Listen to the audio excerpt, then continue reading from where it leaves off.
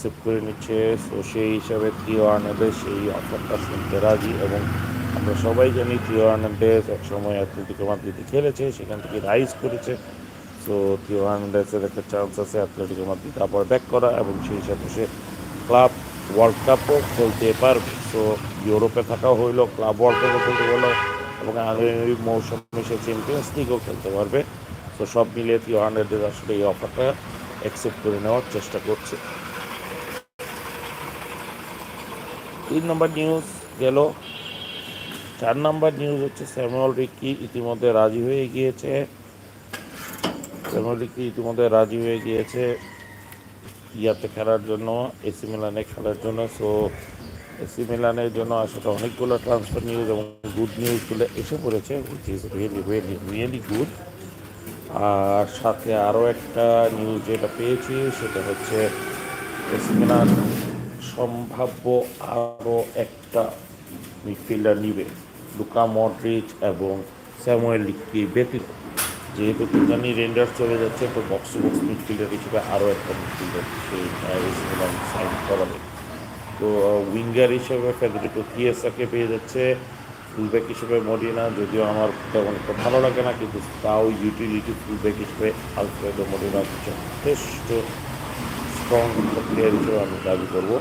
হ্যাঁ, Emerson royal ইতিমধ্যে আছে, আর লেফট ব্যাক হিসেবে আমরা মডিনাকে ইউটিলাইজ করতেই পারবো, কিন্তু কখনোই থিও হার্নান্দেজ লেভেলে যেতে পারবে না। বাট স্টিল একটা ওয়ার্ল্ড কাপ উইনিং একটা ফুলব্যাক যেহেতু, সো আমি তাকে কাজে লাগাইতেই পারবো।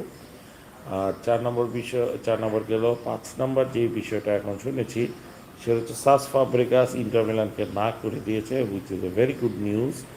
অ্যান্ড ইন্টার মিলান অবশ্যই ইতিমধ্যে তাদের রিপ্লেসমেন্ট হিসেবে ক্রিশ্চিয়ান শিবুর সাথে কথা বলেছে, প্যাট্রিক ভিয়েরার সাথে কথা বলার সম্ভাবনা আছে। এখন পর্যন্ত জানা গিয়েছে যে রবার্ট দে জার্ভির সাথে কথা বলবে, থিয়াগো মোত্তা আতালান্তায় চলে যাওয়ার সম্ভাবনা। তবে প্যালাদিনোর সাথে আতালান্তা এখন বসেছে, আর প্যালাদিনো ওখানে রাজি হবে না কিনা আতালান্তা প্রজেক্ট, সেটারই একটু আলোচনা চলছে।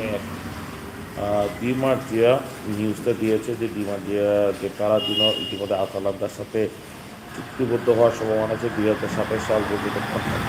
কিন্তু লঙ্গো এবং স্কিরা এই দুজন নিউজ দিচ্ছে যে মোত্তা সম্ভবত আতালান্তার সাথে কথা বলবে। আর আমাদের স্টিফানো পিওলি ফিওরেন্টিনায় সম্ভাব্য ব্যাক করছে। সো কয়েকটা ট্রান্সফার নিউজ আসলে কাঁপায় দিল সকালবেলা, মানে আমাদের বাংলাদেশে ভোরবেলা কাঁপায় দিল। সেই সাথে আমি আসল কথা এখানে চলে আসলাম। এখন স্টিম শেয়ারের একটা অপশন আছে, তো সেই স্টিম শেয়ারটা আমি করার চেষ্টা করতেছি, কিন্তু এখানে পারতেছি না। Create highlight, green height, live video, না।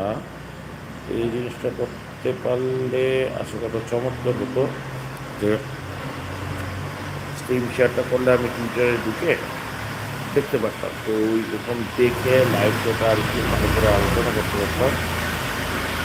তো দেখা যাক। তো যথেষ্ট নিউজ পাওয়া গিয়েছে সকাল সকাল।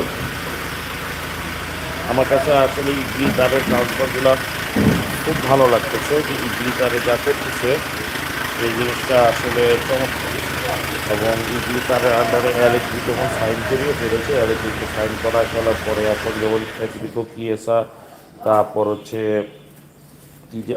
ফেডরিকো কিয়েসা ডিল, তারপর তিজানি রেইন্ডার্সের ডিল, তারপর লুকা মডরিচের ডিল এবং স্যামুয়েল রিকির ডিল যেভাবে করে ফেলেছে এত দ্রুত, সেই হিসেবে আমি বলবো ইডলি তারে আসলেই মিলানে আসছে ভালো কিছু উপহার দেওয়ার জন্য, এবং সেটা দিচ্ছে।